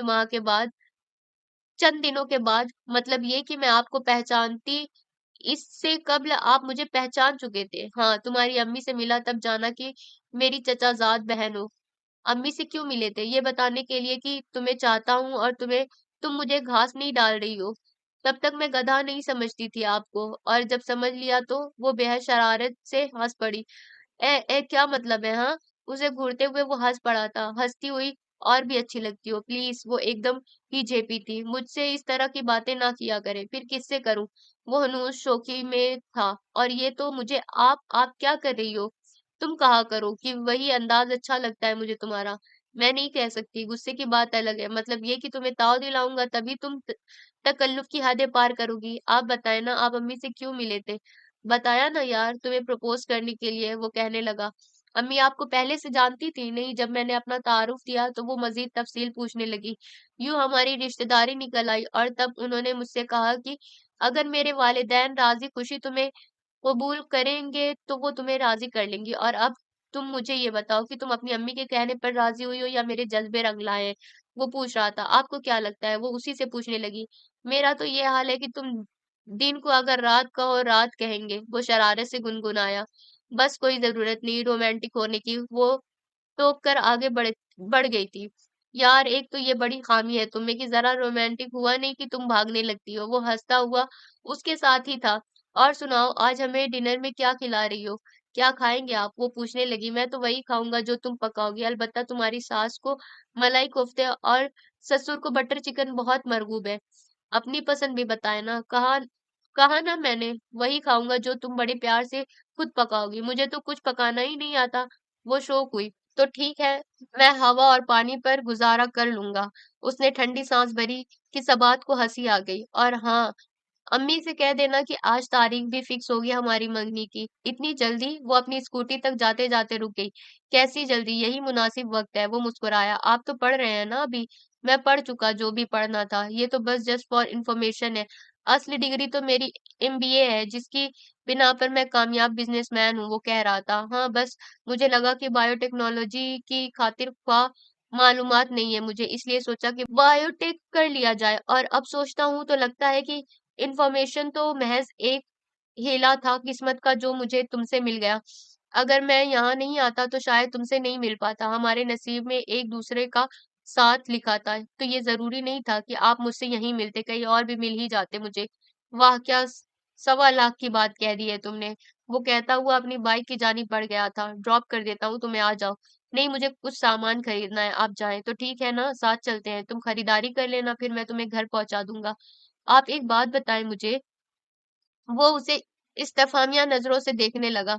सुबह से 12 बजे तक आप कॉलेज में होते हैं, उसके बाद एक डेढ़ घंटा मेरे पीछे वक्त जाया करते हैं, फिर कारोबार कब देखते हैं अपना? वो शरारत आमेज संजीदगी से पूछ रही थी। हाँ, इश्क ने गालिब निकम्मा कर दिया, वरना आदमी थे हम भी काम के। उसने शरारत से ठंडी सांस भरी थी और वो हंसती हुई अपनी स्कूटी आगे बढ़ा ले गई थी। ओके, फिर मिलते हैं शाम को, पीछे से कहता हुआ अपनी बाइक मुखालिफ सिमत में मोड़ने लगा था। खानदानी रस्म रिवाज की तो अतीब ने कभी कोई बात ही नहीं की। उसके वालिदैन पता नहीं कैसे हो, घर पर अम्मी के साथ किचन में मसरूफ वो सोच रही थी, और जब शाम को वो अपने वालिदैन के साथ आया तो वो एकदम उनके सामने ना आ सकी। पहले अम्मी फिर बहनों ने भी बार बार बुलाया, मगर वो अपने कमरे में ही बैठी रही। बेटे, हम कोई गैर तो नहीं? फिर हमसे मिलने में झिझक कैसी? वो तो बाहर ना निकली। अलबत्ता अतीब की मम्मी उस तक चली आई, बड़ी खूबसूरत और पुरवकार सी लगी वो उसे। पहली बार तुम्हें सोते हुए देखा था। उसने धीरे से सलाम किया तो वो जवाब देकर कहने लगी, आज जागती मिली हो तो और भी प्यारी लग रही हो। बहुत पसंद आई हमें। अपने बेटे की पसंद ना आती तब भी हम खुशी होते कि बहरहाल अपने बेटे की खुशियों की को अव्वलियत देते हैं हम। उसे खुद से लगाकर उसकी पेशानी चूमते हुए वो मोहब्बत से कह रही थी, और वो नर्वस हो रही थी। आओ चले, तुम्हारे ताया जान मुंतजिर है तुम्हारे लिए। वो उसे साथ लगाए हुए ही कमरे से निकली थी। बस सलाम बेटे, जीती रहो, खुश रहो। उसके सलाम के जवाब देते हुए अरमगान वास्ती ने बड़ी शफकत से उसके सर पर हाथ फेरा था, और मम्मी ने बैठते हुए उसे अपने बाजुओं में ही बिठा लिया था। भला बताओ, इतनी प्यारी बच्चियों को छोड़ के वो बेवकूफ हसन जाने किन खुशियों की तलाश में सरगिरदा रहा बरसों तक। सदफ व सैर को अपने पास बैठाए ताया जान नानू से मुखातिब थे। जाने दें, बीती बातें ना दोहराई जाएं तो अच्छा है, मम्मी बोली। आज की और आने वाली खुशियों की बातें करें ना आप। हाँ, वही तो कर रहे हैं हम। ताया जान मुस्कुरा दिया, और सबात ने कनखियों से उसे देखा जो अम्मी के पास बैठा न जाने किन जहानों की बातें कर रहा था कि मुस्तकिल मुस्कुराहट ने अम्मी के चेहरे का अहाता कर लिया था। दोनों बहनें और नानू भी बेहद खुश थे। या अल्लाह, कैसा जादूगर है ये शख्स, जो लम्हों में सबके दिलों को तस्खीर कर गया। वो कनखियों से उसे देखती हुई सोच रही थी, यूं चोरी चोरी क्या देख रही हो? जब बेधड़क देखने का परमिट मिल गया है तो। दफतन वो बेहद शरारत से बोल पड़ा था। उफ! वो एकदम ही सटपटा कर अपने कमरे की तरफ भाग गई थी, और सबकी मिली-जुली हंसी ने दूर तक उसका पीछा किया। चचा जान को बेहद शदीद हार्ट अटैक हुआ है। उस रोज वो कॉलेज आई तो अतीब अरमगान गैर हाजिर था, और जब वो लेक्चर्स ऑफ होने के बाद घर का रुख कर रही थी तो वो उसे कॉलेज गेट से कुछ पहले ही मिल गया। उसकी स्कूटी के आगे अपनी बाइक रोककर बोला तो वो बेतासुर चेहरा लिए उसे देखने लगी। कुछ बोलोगी नहीं? वो खामोश ही रही तो वो कहने लगा, क्या बोलूं? कोई जज्बा, कोई तासुर नहीं था उसके लबो लहजे में। सबात, मैं तुम्हें हमारे अब्बू जी के हार्ट अटैक की खबर सुना रहा हूँ, समझी तुम? वो कदरे बरहम हुआ। मैं बहुत छोटी थी अतीब, शायद 8 साल की, जब मेरे अब्बू जी की डेथ हो गई थी, और तुम पता नहीं मुझे किसके हार्ट अटैक की खबर सुना रहे हो। मर मुर्दों को भी हार्ट अटैक होते हैं क्या? बेहद सर्द लहजा था उसका, इतना कि वो फर फर बोलने वाला शख्स कितने लम्हों तक कुछ कह ही ना सका। सबात, तुम पागल हुई हो? वो बोला तो बस यही। नहीं, मैं हकीकत बता रही हूँ। आप पता नहीं किसे मेरा बाप बना रहे हैं, वो कहती हुई तेज रफ्तारी से अपनी स्कूटी आगे बढ़ा ले गई, और वो उसे नजरों से ओझल होता देखता रह गया था। इतनी नफरत करती हो तुम चचा जान से? सोचा नहीं था। मैं कोशिश करूंगा इन नफरतों को मिटाने की, और चचा जान को दोबारा तुम सबसे मिलाने की। सोचते हुए उसने बाइक वापस मोड़ ली थी, और जब वो घर आई तो उसे सिर्फ नानू नजर आए। बहनें तो इस वक्त अपने अपने कॉलेज में होती थी, अलबत्ता अम्मी उसकी वापसी से कबल अपने स्कूल से आ चुकी होती थी। मगर आज वो नजर ना आई तो वो नानू से पूछने लगी, अम्मी नहीं आई अभी तक? नहीं, वो हॉस्पिटल चली गई स्कूल से ही। नानू बोले, हॉस्पिटल क्यों? हसन को हार्ट अटैक हुआ है। उसे पता नहीं किसने इत्तला दी, बहरहाल वो मुझे फोन करके स्कूल से ही हॉस्पिटल चली गई। हसान की बड़ी बेटी है। हसान की बेटी, मरियम की बेटी, क्यों नहीं कहता कोई? यहाँ क्यों खड़ी हो तुम? उसे वहां खड़े हुए ज्यादा देर नहीं हुई थी जब अतीब पूछता हुआ चला आया था। अब्बू जी कहाँ हैं? वो पूछने लगी। ओटी में डॉक्टर्स ने फौरी ऑपरेशन की बात कही थी, वो भी बहुत कम चांसेस है ऑपरेशन की कामयाबी के। वो बता रहा था। अम्मी को किसने खबर दी थी? पता नहीं, शायद मम्मी ने फोन किया हो, वो बोला। फिर पूछने लगा, मैं तुम्हें लेने आया था, तुम मेरे साथ क्यों ना आई? मैं अब भी नहीं आती, सिर्फ अम्मी की खातिर आना पड़ा। वो कहने लगी, आप देख रहे हैं अतीब मेरी अम्मी को? ये वो औरत है जिसे उसके शौहर ने बहुत चाहा, इतना कि अपने सारे खानदान से कतई ताल्लुक कर लिया। फिर वही चाहने वाला शौहर अचानक बदल गया। उस इस औरत से बेजार हो गया और तब इस औरत ने बखुशी उसे अपनी जिंदगी से अलग कर दिया और वो इसे चाहने का दावेदार चुपचाप चला गया, उसे जिंदगी की राहों में तन्हा छोड़कर अपनी अलग दुनिया बसाने। और आज वही औरत उसे मौत हयात की कश्मकश में मुब्तला पाकर बेचैन है। इसकी जिंदगी के लिए दुआ गो है और एक मैं हूँ, इस शख्स की बेटी, मगर मेरे दिल में इसके लिए कोई उनसियत नहीं। मैं दुआ गो हूँ इसके लिए तुम महज अपनी माँ की खातिर कि वो इसकी जिंदगी से दूर से ही, फिर भी वो सिर्फ इसके नाम के साथ इसकी चाह में जिए जा रही है। मोहब्बत का ये रंग आज ही मैंने देखा है और जाना है कि अगर मेरा बाप मर गया तो मेरी माँ भी जिंदा ना रह पाएगी। वो कहते कहते एकदम ही चुप हो गई थी कि आंखों के साथ उसकी आवाज भी नम हो चुकी थी। अतीब, मैं नहीं जानती थी कि मेरी अम्मी इस कदर मोहब्बत करती हैं इस शख्स से। अगर जान लेती आज से पहले तो मैं बहुत पहले इस शख्स को अपनी माँ की जिंदगी में वापस ले आती। वो खामोशी रहा तो वो फिर कहने लगी, पता है आपको कितनी बेख्वाब रातें गुजार दी है मेरी माँ ने इस शख्स के बगैर, कितना रोई है छुप छुप कर इस शख्स के लिए, कितने बेशुमार दुख सहे हैं इसने, मगर फिर भी आज वो इसकी सेहत तो जिंदगी के लिए दुआ गो है। मोहब्बत यूं ही होती है सबात, हर गर्ज से परे। वो बोला था तो फिर इस शख्स ने क्यों ना चाहा मेरी माँ को हर गर्ज से परे होकर। वो चाहते हैं, बेहद चाहते हैं तुम्हारी माँ को, तो फिर क्यों छोड़ कर गए। ये तो तुम उनसे ही पूछना जब वो जिंदगी की तरफ लौटे तो। हाँ, मैं ज़रूर पूछूँगी, वो कहती हुई बाहर देखने लगी थी। तुम यहाँ तन्हा मत खड़ी रहो, चलो सबके पास, वहाँ फूफियाँ और दादी जान भी है, मुझे किसी से नहीं मिलना। उस शख्स की बेटी के हवाले से। ठीक, मगर मेरे हवाले से तो मिल सकती हो ना, आओ, वो कहता हुआ उसका हाथ थाम कर चल पड़ा था। अति प्लीज, मैं फिलहाल किसी से नहीं मिलना चाहती। ओके चचा जान, बखैरियत जिंदगी की तरफ लौट आए फिर मैं मिलवाऊंगा तुम्हें सबसे, खुसूसन दादा जान से, कि बहुत लफ्जी जंग लड़ा हूं मैं उनसे तुम्हारे लिए। वो कहता हुआ धीरे से उसके शाने थपक कर चला गया। फिर कितनी ही देर वो वहीं खड़ी दूर बैठी अम्मी को देखे गई, जिनकी आंखों से एक तवातिर से आंसू बह रहे थे। आतिफ के मम्मी और दीगर खवातीन उन्हें रह रह कर दिलासे दे रही थी और वो दूर खड़ी चुपचाप देख रही थी। या अल्लाह, मेरी अम्मी की खातिर एक बार अब्बू जी को जिंदगी बख्श दे प्लीज। मैं दोबारा उन्हें एक दूसरे के संग जीते देखना चाहती हूँ। दिल उसके दिल की तमाम तर गहराइयों से ये दुआ निकली थी और वो यकीनन कबूलियत की घड़ी थी। जभी तो कई घंटों तक जारी रहने वाले ऑपरेशन के बाद अब्बू जी को आईसीयू में मुंतकिल करते हुए डॉक्टर्स ने जिंदगी की नवेद सुनाई थी और कॉरिडोर में मौजूद हर फर्द आंखों में तशक्कुर के आंसू लिए मुस्कुरा उठा था। सबात, तुमने सुना बेटे, तुम्हारे अब्बू जी अब खतरे से बाहर हैं, वो ठीक है। वो अम्मी के पास आकर रुकी तो वो उसके हाथ थाम कर कहने लगी और वो बस इस बात में सर हिलाती हुई उन्हें देखे गई। खुशी और सुकून और इत्मीनान का मिला-जुला तअस्सुर लिए वो मुस्कुरा रही थी। वो वही अम्मी जो कुछ देर कब्ल उसे दुखों से निढाल मिली थी, अब अब्बू जी की जिंदगी की नवेद पाकर खुशी से खिल उठी थी। मैं हैरान हूँ अम्मी जी, इतने बरस कैसे आपने अब्बू जी के बगैर गुजार दिए। वो सोचे बगैर ना रह सकी। अब हम घर चले अम्मी, कितनी ही देर चुप रहने के बाद वो बोली थी। नहीं बेटे, मैं रहूंगी उनके पास, तुम जाओ। मगर अम्मी बोली, अम्मी जी अब वो ठीक है, आप चलें घर, खाना भी नहीं खाया आपने। मैं यहाँ कुछ ना कुछ खा लूंगी बेटे, तुम घर जाओ, सदफ और सहर भी आ गई होंगी, उनका ध्यान रखो। अम्मी बोली तो उसने मजीद इसरार नहीं किया, वहां से हटकर जीनों की जानिब चल पड़ी थी। सबात, एक मिनट रुको, उसने चंद जीने ही तय किए थे कि पीछे से अतीब ने आवाज दी थी। जी। वो रुक कर उसे देखने लगी।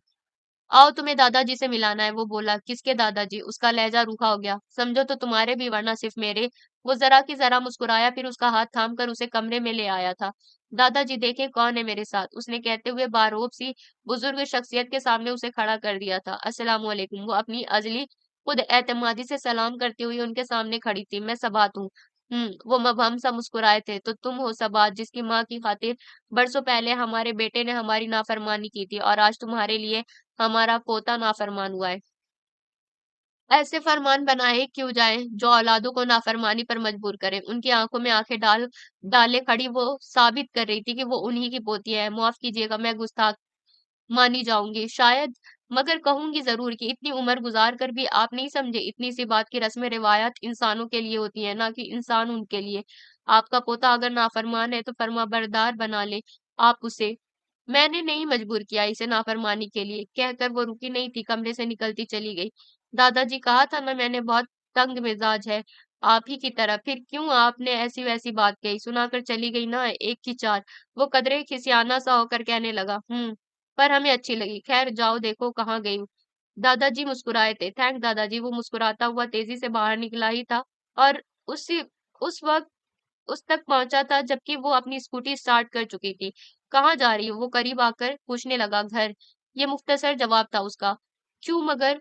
खैरियत नहीं पूछोगी चचा जान से? वो खैरियत से हैं और जिन्हें उनकी खैरियत दरकार थी वो उनके पास ही है। सबात रुको ना यार कुछ देर और, मैं तुम्हें अपने बकिया कजिन से भी मिलाना चाहता हूँ। फिर कभी? वो नफी में सर हिला गई। अभी तो मुझे घर जाना है, भूख बड़ी जोर की लगी है। अम्मी का सुनकर खाए बगैर ही चली आई थी। अरे तो फिर पहले क्यों ना कहा? चलो फिर लंच करते हैं दोनों कहीं जाकर। वो शौक होने लगा था। आपको तो बस बहाना चाहिए मेरा पीछा लेने का। वो हंसती हुई उसे घूर कर स्कूटी आगे बढ़ा चुकी थी। हसान वास्ती जितने दिन तक हॉस्पिटल में रहे, अम्मी भी बराबर जाती रही। स्कूल से उन्होंने छुट्टी ले रखी थी। तकरीबन सारा दिन ही वो उनके पास रहती थी और रात को अतीब उन्हें घर तक छोड़ जाता था। सदफ सहर और नानू भी रोज ही जाकर मिलते थे उनसे। बस एक वही थी जो उनकी खैरियत पूछने नहीं गई थी और किसी ने उन्हें टोका भी नहीं था। आप कितनी लंबी छुट्टी करेंगी अम्मी जी? इस सुबह भी अम्मी को स्कूल के बजाय हॉस्पिटल जाने की तैयारियों में देखकर टूक गई थी। बस बेटा तुम्हारे अब्बू जी डिस्चार्ज हो जाएं फिर ज्वाइन कर लूंगी। अब्बू जी के लिए गरम गरम दूध थर्मास में डालती हुई अम्मी बोली, और वो चाहकर भी कोई तल्ख बात ना कह सकी कि अब्बू जी के लिए अम्मी की दीवानगी वो देख ही चुकी थी कि कैसे एक पल में वो सारे गिले शिकवे भुलाकर अब्बू की सेहत और जिंदगी के लिए बेचैनी से मालिक हकीकी के आगे सरबसुजूद थी। चले मैं छोड़ देती हूँ, मैं भी निकल ही रही हूँ कॉलेज के लिए। वो फकत यही कह सकी। तुम जाओ बेटे, मैं चली जाऊंगी। तुम्हारे कॉलेज से हॉस्पिटल का रूट काफी अलग पड़ जाता है। मुझे छोड़ने के चक्कर में तुम लेट हो जाओगी। अम्मी ने मना कर दिया तो वो यूं ही सर हिलाकर चली गई थी। और जब दोपहर को वापस लौटी तो घर में काफी हलचल महसूस हुई थी। कॉलेज नहीं गई तुम दोनों? दोनों बहनों को घर में देखकर वो पूछने लगी। नहीं बाजी, आज अब्बू जी घर आ गए हैं ना, इसलिए हम नहीं गए। सदफ बोली तो अपने कमरे की तरफ जाते हुए उसके कदम रुक से गए। क्या मतलब? वो ठिठक कर पलटी। बाजी, अब्बू जी हमारे घर आए हैं। वास्ती हाउस नहीं गए? सैर ने बताया तो वो बस एक नजर दोनों पर डालकर अपने कमरे में चली आई। फिर चेंज करके खाने के लिए किचन में आई तो देखा अम्मी खाना गर्म कर रही थी। मैं कर लेती ना, आप क्यों करने लगी? वो दस्तरखान बिछाकर बैठ गई थी। आज तुम्हारे अब्बू डिस्चार्ज हो गए हैं। उसने खाना शुरू किया तो अम्मी कहने लगी उसके पास बैठकर, वो यहाँ आना चाहते थे इसलिए मैं उन्हें यहाँ ले आई। क्यों? उनके खानदानी रिवायत की लकीर पीटने वाले वालिदैन ने रोका नहीं? वो चुप ना रह सकी। नहीं, किसी ने कुछ ना कहा और मैं उन्हें यहाँ ले आई। अम्मी कहकर उसे देखने लगी कि शायद वो फिर कुछ कहे, मगर वो चुपचाप खाना खाती रही। तो वो कहने लगी, तुम कुछ कहोगी नहीं बेटे? कोई एहतजाज, कोई एतराज? अम्मी की तवक्को थी उसके किसी शदीद रद्द अमल की, जब ही पूछ बैठी, आपकी चाहतों के आगे मेरा एहतजाज और एतराज कोई माने नहीं रखता अम्मी। वो कहकर पानी पीने लगी थी। तो फिर तुम मिलती क्यों नहीं हो उनसे? वो रोज कई कई बार पूछते हैं तुम्हें, बस मेरा दिल नहीं चाहता। सदफ और सहर तो बेहद खुश हैं, एकदम घुल मिल गई है उनसे। तुम भी तो उन्हीं की बेटी हो ना? बड़ी बेटी? उन्होंने बड़ी पर जोर दिया था। हाँ हूँ बड़ी, मगर आप जैसा बड़ा ज़र्फ कहाँ से लाऊं? वो सिंक में हाथ धोकर किचन से निकल गई थी और अम्मी बस उसे अपने कमरे में जाता देखती रही थी। उस पर कोई दबाव नहीं डालना मरियम, वो खुद हसान तक जाएगी एक दिन, देखना तुम। उन्हें फिक्रमंद देखकर नानू बोले थे और फिर एक एक करके कई दिन गुजर गए थे मगर वो अब्बू जी के सामने नहीं आई थी। हर रोज वास्तिया हाउस से कोई ना कोई आता ही था, हत्ता कि दादाजी और दादी भी आई थी, मगर वो किसी के पास नहीं फटकी थी। बस दूर दूर से ही देख रही थी। तुम मिलती क्यों नहीं हो किसी से? एक रोज अतीब आया तो कहने लगा, जिन्हें मिलना है वो मिलते हैं ना, बस काफी है। यार तुम ऐसी क्यों हो? कैसी हूँ? वो उसे देखने लगी। बहुत जिद्दी और रिश्तों के मामले में किसी हद तक सनकी भी। उसने कहकर शरारत से लब भींच लिए थे। व्हाट? सनकी हूं मैं? हस्बे तवक्को वो गर्म हुई। बिल्कुल हो। ना होती तो अब तक इतने फासलों पर ना खड़ी होती तुम अपने इतने ढेर सारे रिश्तों से। तुमसे करीब हूं ना, बस यही काफी है मेरे लिए। ये बात हुई है। वो शरारत से हंसा था। गुस्से में हमेशा सच ही बोलती हो या कभी झूठ भी बकती हो? गुस्से में मैं पीट भी देती हूँ, मुकाबिल को समझे तुम। वो उसे घूर गई। वैसे घर में दादाजी जी समेत तुम सबको बेहद पसंद आई हो। वो सब मिलना चाहते हैं तुमसे, बातें करना चाहते हैं तुमसे, मगर तुम हो कि पता नहीं क्या सोचे बैठी हो। वो संजीदगी से कह रहा था, मेरा दिल नहीं चाहता किसी से मिलने को। फिर चाहता क्या है तुम्हारा दिल? तुम्हें चाहता है, बस काफी है। वो बेसाख्तगी से कह तो गई थी मगर फिर एकदम ही जबान दांतों तले दबा ली थी। इतनी रोमांटिक मत हुआ करो यार, सच्ची जी चाहता है कि तुम्हें लेकर उफक के उस पार चला जाऊं। अब वो छेड़ रहा था। नजर के धोखे को उफक कहते हैं अतीब साहब। द कर दिया सत्यानाश सारे मूड का। उसने वाकई बुरा सा मुंह बनाया था। अति प्लीज बी सीरियस, वो संजीदगी से कहने लगी। कुछ पूछना चाहती हूँ, सच सच बताएंगे क्या? वो उसे देखने लगा। वो कौन है जिसकी खातिर अब्बू जी अम्मी से दूर हुए थे? क्या वो भी आई है यहाँ उनकी मिजाज पुरसी करने? वो है नहीं थी। वो बोला, मतलब? वो ठिठकी, क्या तुम वाकई कुछ नहीं जानती हो?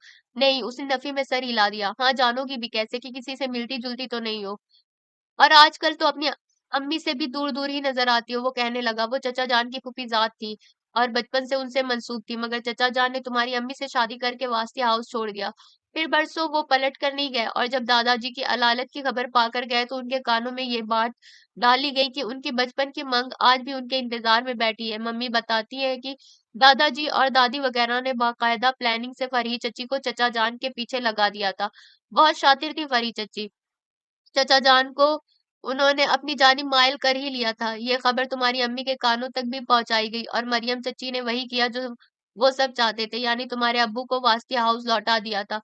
पता नहीं किन लम्हों की गिरफ्त में चचा जान कमजोर पड़ गए थे, जो वफाशौर बीवी और बच्चियों को छोड़ गए और फरीद चच्ची से शादी कर ली, मगर बहुत जल्द उन्हें एहसास हुआ था कि उन्होंने जज्बाती गलती कर डाली है। बस फिर वो उसी वक्त फरी चची और वासी हाउस को छोड़कर चले गए। कहाँ ये कोई न जान पाया और फरी चची उनकी वापसी के इंतजार में इंतकाल कर गई। दादाजी ने तो सारा जोर से सर्व कर दिया था चचा जान की तलाश में, मगर वो हाथ ना आए। बस सिर्फ 3 साल कबल ही वो पापा को टोक्यो में मिले और पापा उन्हें जबरदस्ती वास्ती हाउस ले आए। तो फिर वो हमारे पास वापस क्यों ना आए?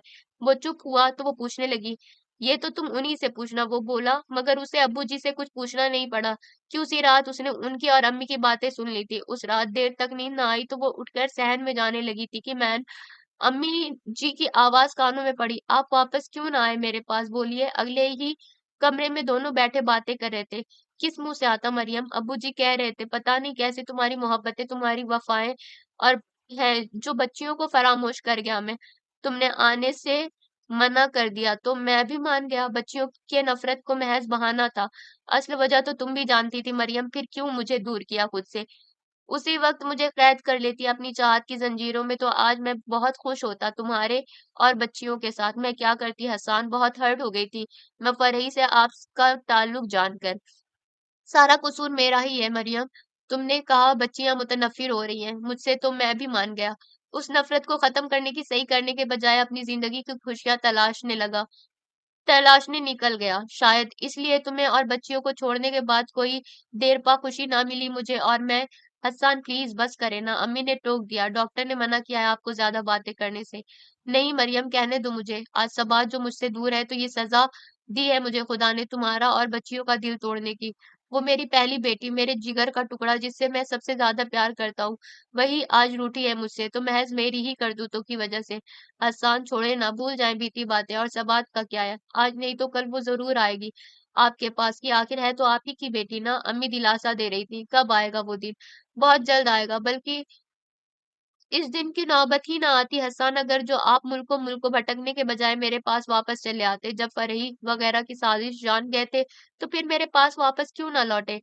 मैं हौसला ही नहीं कर पाया तुमसे बेवफाई की सजा खुद को यही दी कि तुम्हें और बच्चियों को चाहता रहूं और मिलूं भी नहीं, कि तुम्हें तड़पाया था तो खुद भी तड़पता रहूं। बहुत सजा दे ली आपने खुद को, बस अब कोई दुख नहीं देंगे आप खुद को, अम्मी कह रही थी और वो चुपचाप अपने कमरे में चली आई थी। ये मोहब्बतें कितने रंग बदलती है, वो सोच रही थी। अगला दिन छुट्टी का था, इसलिए वो फज्र की नमाज पढ़कर दोबारा सो गई थी और जब आराम से उठी तो घर में उसे बड़ी हलचल सी महसूस हुई। कमरे से बाहर आई तो देखा दादा दादी समेत पूरा वास्ती हाउस ही घर में विराजमान था। हॉल कमरे में खूब शोरोगुल मचा था, हंसी कह कह प्यार भरी डांट झिड़कियां सब उसकी समातों तक पहुंच रही थी। खूब सोई आज तुम तो। वो किचन में आई तो उसे देखकर अम्मी कहने लगी, जी। वो महज सर हिलाकर किचन टेबल तक आकर अपने लिए नाश्ता बनाने लगी। तुम बैठो बेटा, मैं बना देती हूँ। सब्जियों के पत्ते चुनती अम्मी बोली, मैं बना लूंगी। वो कहती हुई दूध गर्म करने लगी थी। इतना शोरोगुल क्यों? हाँ, वास्ती हाउस से आज सब इधर ही आ गए हैं, तुम्हारे और अतीब की शादी की तैयारियों के उमूर पर बात होनी है ना, इसलिए अम्मी बताने लगी। और तुम्हारे ताया जान ने खानों के ऑर्डर कैरियर को दे दिए हैं, इसलिए सब आराम से बैठे गप्पे लगा रहे हैं। नाश्ता करके तुम भी जाओ सबके दरमियान। कहने के साथ ही अम्मी ने उसे देखा भी था, वो बेतासुर चेहरा लिए नाश्ता करने बैठ गई थी। जब घर में पकाना नहीं है तो आप सब्जियां लेकर क्यों बैठी हैं? तुम्हारे अब्बू जी के लिए सूप बनाना है और उनका परहेजी खाना भी तो बनाना है। मैं बना देती हूँ, आप जाकर बैठे सबके साथ। ये नॉर्मल से अंदाज में कहती वो नाश्ते से फारिग हो चुकी थी। ठीक है, अम्मी पल के पल मुस्कुराई थी। अभी तो सूप बनाकर दो, खाना थोड़ी देर बाद बनाना। सूप अभी पियेंगे तुम्हारे अब्बू जी। उस इस बात में सर हिलाकर सूप बनाने खड़ी हो गई थी और उसके सूप बनाकर प्याला में मुंतकिल कर लेने तक अम्मी वहीं बैठी चुपचाप उसे देखती रही थी।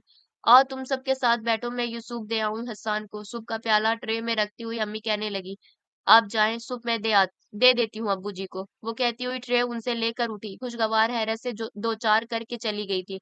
और जब अब्बू जी के कमरे तक आई तो देखा वो तकियों के सहारे बेड पर नीम दराज थे और अतीब और उसके कई कजिन्स उनके आसपास बैठे थे। मैं आ जाऊं अब्बू जी? ट्रे हाथों में लिए वो दहलीज पर खड़ी पूछ रही थी। अब्बू जी ही नहीं, बकिया सब भी ठिठके थे। रहमतें इजाजत नहीं लेती बेटे, वो तो बस इस मालिक हकीकी के करम से बरस जाया करती हैं। अगले ही पल अब्बू जी सारी हैरतों को परे करके सीधे हो बैठे थे। मैं सूप लाई हूँ आपके लिए, वो कहती हुई आगे बढ़कर ट्रे साइड टेबल पर रख चुकी थी। तुम आ गई, हमारे लिए यही काफी है। उसका हाथ थामते हुए अब्बू जी ने अपने पास बिठा लिया था। मैं खुद आई हूँ तो मोहब्बत जता रहे हैं, नहीं आई थी तो खुद भी चुपचाप पड़े थे। बुलाया क्यों नहीं मुझे? अब्बू जी के शाने पर सर टिकाते हुए वो शिद्दतों से रो पड़ी थी। बुलाने का मुंह ही नहीं था मेरा। अब्बू जी ने शफकतों से समेटा था उसे। बकवास करके गुस्सा ना दिलाए मुझे। वो रोते रोते ही चिल्लाई थी, जी चचा जान, गुस्सा ना दिलाए वरना ये सारे अदब लिहाज भूल जाएगी और मुझे तुम और आपको अब्बू जी के बजाय वो शख्स कहेगी। अतीब ने शरीर सा तंज उछाल दिया। नहीं खैर, ऐसी भी नहीं है हमारी बेटी। अब्बू जी बहुत प्यार से उसके आंसू पोंछ रहे थे। ऐसी ही है आपकी बेटी, वो बोला। तुम चुप रहो, तुम क्यों बीच में टपके हो? मुझे अकेले सारे हिसाब बेबाक करने हैं इस शख्स से जो मेरा बाप है। वो चिढ़कर चिल्लाई थी। देखा देखा चचा जान, कहा था ना मैंने। वो बेतहाशा हंस रहा था। अब्बू जी भी मुस्कुरा रहे थे और वो जबान दांतों तले दबाए खजल सी होकर उन्हें देख रही थी। तुम्हारे हर उस पल का हिसाब बेबाक करने को तैयार हूँ मैं बेटे। जब जब तुमने मेरी जरूरत महसूस की और मैं तुम्हारे पास नहीं था, तुम्हारा ही नहीं बेटे, तुम्हारी माँ और अपनी दूसरी दोनों बच्चियों का भी खतावार हूँ मैं, और हर सजा झेलने को तैयार हूँ। तुम जो चाहो। उसके सर पर हाथ फेरते हुए अब्बू जी कह रहे थे, जितनी सजाएं झेलनी थी आप झेल चुके हैं, अब जजा का वक्त है अब्बू जी की। अब कोई सजा बाकी नहीं रही आपके लिए। बड़ा ज़र्फ रखती हो बेटे, अपनी अम्मी जैसा। नहीं अब्बू जी, बहुत छोटा ज़र्फ है मेरा। बड़ा होता तो इतनी देर ना लगाती आप तक आने में। खैर अब रावी चैन ही चैन लिखता है, अतीब कहने लगा। लेकिन चचा जान, मैं बता दूं आपको कि अगले माह मैं आपकी ये बेटी आपसे ले जाऊंगा। आज ही तो आई है हमारी बेटी हमारे पास, और इतनी जल्दी तो हम इसे दोबारा खुद से दूर नहीं करेंगे। अब्बू जी हंस रहे थे। क्या मतलब है? अतीब की जान पर बनाई। मतलब क्या होना है? मैं अब अपने अब्बू जी के पास ही रहूंगी, वो चिढ़ा रही थी। ठीक, तो फिर मैं भी यहीं रह जाता हूँ। वो इस कदर बेचारगी से बोला था कि अब्बू जी की रुकती हंसी दोबारा शुरू हो गई थी। फिर वो अब्बू जी के साथ लगी सबके दरमियान चली आई थी। हर चेहरे पर खुशी रक्सा थी और उन सब चेहरों के दरमियान उसे अम्मी का चेहरा सबसे ज्यादा हसीन और ताबनाक लग रहा था। वो चेहरा जिस पर एक बार फिर बरसों बाद मोहब्बतों ने अपने हसीन रंग सजा दिए थे। खत्म शुद।